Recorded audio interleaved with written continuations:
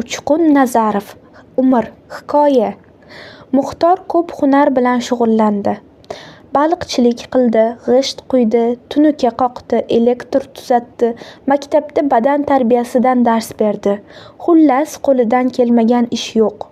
Hozir savat to'qiydi. 10 yil avval Zumrad ismli qizni yaxshi ko'rib qoldi.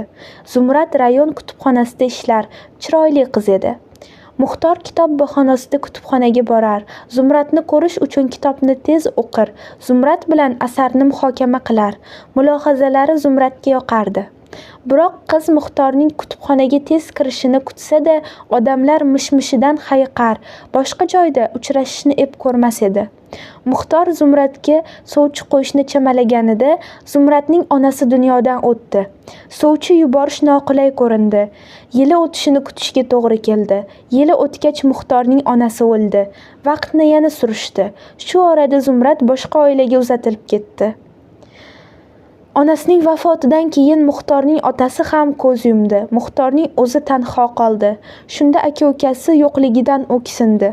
Qo'shnilar tevarak atrofdan qiz topishdi, lekin Muxtor Zumraddan boshqasiga uylanishga ko'nmadi.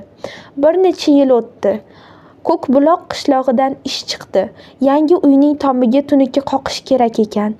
Muxtor rozi bo'ldi. Tomga chiqdi. Tunuka qoqa boshladi. Uy egalari oldingi hovlida turishar edi. Tush paytida o'sha hovlidan ovqat keldi. Ovqatni Zumrad olib kelgan edi. Muxtorning ko'zi tindi, tomdan quladi. Zumrad chinqirib yubordi. Muxtorning bo'ydoq o'tishini hamon sevishini Zumrad bilar, yoshlik tuyg'usi deb o'ylar edi.